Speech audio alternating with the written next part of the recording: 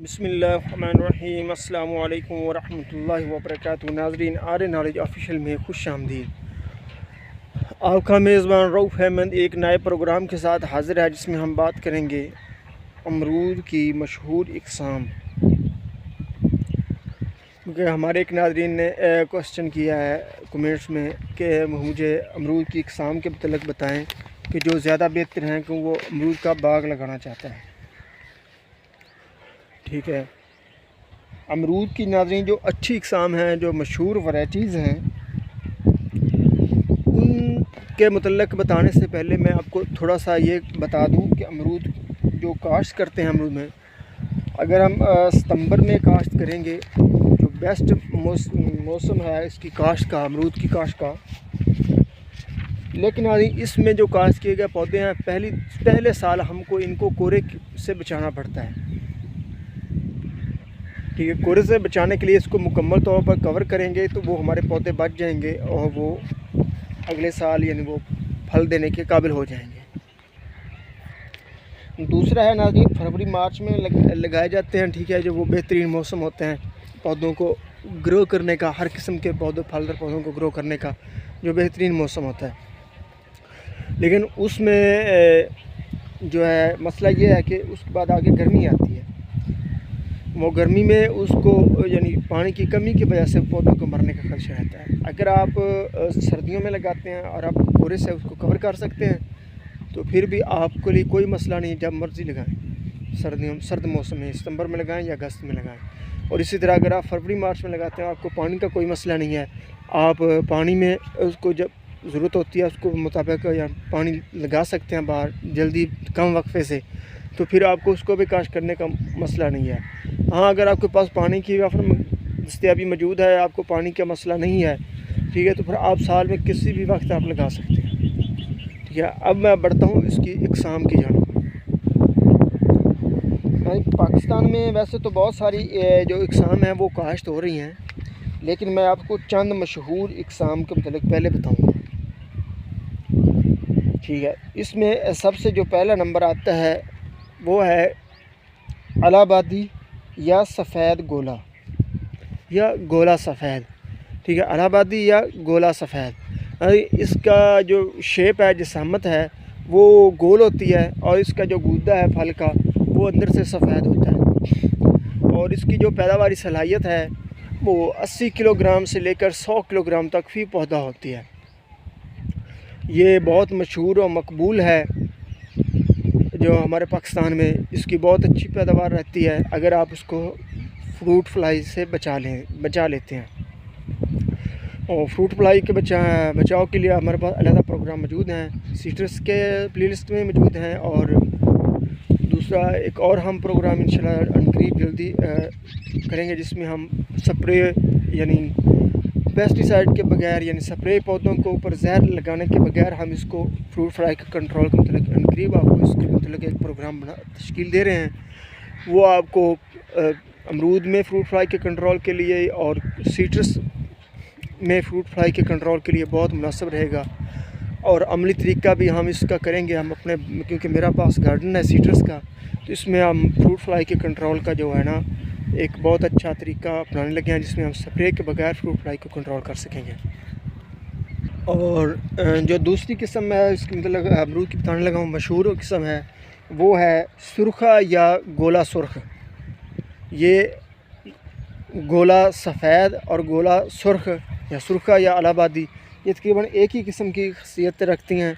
यानी दोनों में अच्छी पैदावार है, 80 से 100 किलोग्राम इसकी पैदावार सलाहियत है।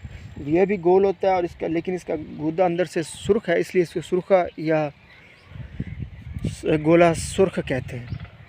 ठीक है, इसकी भी पैदावारी जो सलाहियत है वो गोला सफ़ेद की तरह है, बहुत अच्छी पैदावार रखते हैं और बहुत मशहूर ये दोनों इक़साम हैं।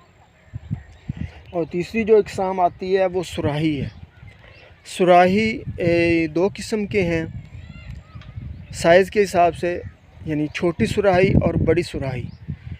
बड़ी सुराही में फ्रूट की जो जिसामत है वो सुराही नुमा है, लेकिन उसमें थोड़ा सा जायके का डिफरेंस है, यानी वो थोड़ा मिठास उसमें कम है। और इसके मुकाबले में जो छोटी सुराही है वो ज़ायके में बहुत अच्छी है और खुशबूदार है और मीठी ज़्यादा है। यानी छोटी सुराही वाला जो फ्रूट है वो ज़्यादा मीठा है। और इसी तरह सुराही में कलर के हिसाब से भी दो इकसाम हैं, यानी सुर्ख सुराही और सफ़ेद सुराही। ठीक है, ये पाकिस्तान की देसी इकसाम है ये चारों, यानी सुरखा, गोला सफ़ेद, गोला सुर्ख, सुराही सफ़ेद, सुराही सुर्ख, सुराही बड़ी और सुराही छोटी। ये पाकिस्तान की ही इकसाम है। और इससे अगली इकसाम आती है जो कि हमारे शुगर के मरीज़ों के लिए बहुत मुफीद है। ठीक है, उसको लोग अपने इलाज के लिए अमूमन औक़ात उसके पौधे लगाते हैं। वो है करेला। करेले, इसकी ख़ासियत ये है कि इसकी बैरूनी जल्द करेले की तरह जो है खुरदरी होती है और ये लेट वैरायटी है, यानी ये दूसरी पहले वाली जितनी मैंने इकसाम आपको बताई हैं सुराही और गोला की, यानी सुर्ख या सफ़ेद, बड़ी या छोटी, उनमें से ये सबसे लेट तैयार होती है। ठीक है, इसकी पैदावार सलाहियत 70 का 80 किलोग्राम है। ठीक है, और अमरूद की जितनी भी पाकिस्तानी इकसाम मैंने आपको पहले सारी बता चुका हूँ। ये बहुत अच्छी इकसाम है और इनमें बहुत अच्छी पैदावारी सलाहियत है और ये पाकिस्तान में बहुत मशहूर हैं। इसकी मशहूरी की वजह यह है कि इसमें बहुत अच्छा ज़ायका और खुशबू है, मिठास है। और जितनी भी गैर मुल्की इकसाम पाकिस्तान में काश्त हैं वो कोई इतनी ज़्यादा अच्छी नहीं है पाकिस्तान में काश्त के लिए। उसमें मैं आपको मुख्तलिफ़ ममालिक की जो हमारे पाकिस्तान में इंपोर्ट करके मुख्तलिफ़ इकसाम आई हैं उनके मतलब मैं आपको बताता हूँ।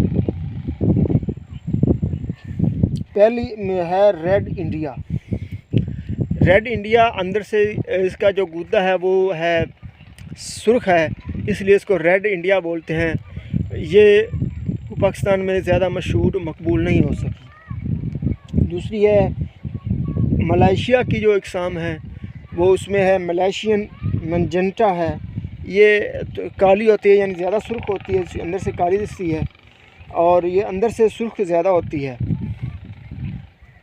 और इसकी जिसामत तकरीबन गोले की तरह की होती है, जिस तरह हमारा गोला सुर्ख या गोला सफ़ेद है। ठीक है, तीसरी किस्म आती है हमारी प्राइसनेस। प्राइसनेस ये अंदर से सुर्ख होती है, यानी इसमें इसकी कोई कीमत नहीं मिली यहाँ पे, इसलिए इसको प्राइसनेस बोलते हैं।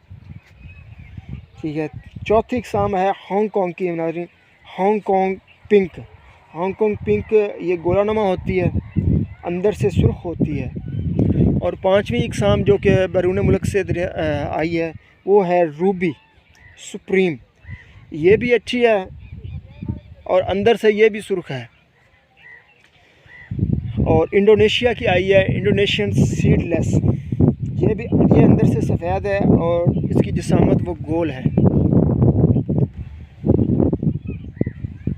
गैर मुल्की इकसाम जिनके नाम मशहूर होने की जो सबसे बड़ी वजह थी, वो वजह इनकी ये थी कि पाकिस्तान में इनको मुनासिब आबो हवा नहीं मिल सकी, यानी जो इनके अंदर मुल्क के अंदर की आबो हवा थी, जो इनकी पैदावार के लिए, इनके ज़ायके के लिए जिसकी वजह से ये वहाँ पे मकबूल हुई हैं, उस आबो हवा में जो इनको ज़ायका इनका था और इनकी जो पैदावार थी, उसकी वजह से वो पाकिस्तान में उसको वो मुनासिब आबो हवा मिल सकी। ठीक है, उसकी वजह से ना ही इनकी वो मुनासिब वो पैदावार यानी बेहतर पैदावार मिल सकी और ना ही इसमें कोई ख़ासा अच्छा ज़ायका था और ना ही वो खुशबू मिली, जिसकी वजह से ये यहाँ मकबूल नहीं हो सकी। और इसके मुकाबले में जो पाकिस्तानी किसान हैं जिनका मैंने पहले आपको ज़िक्र किया, इलाहाबादी या सफ़ेद गोला, सुरखा या गोला सुर्ख, सुराही छोटी या बड़ी, सुराही सफ़ेद या सुर्ख और इसी तरह करेला, ये पाकिस्तान की इकसाम थी। इनको पाकिस्तान की आबो हवा मुनासिब मिली, जिसकी वजह से यहाँ पे इन बहुत मकबूल हुई और इनका जो ज़ायका और खुशबू वो भी बेहतर रही, इसलिए ये इकसाम ज़्यादा मशहूर हैं।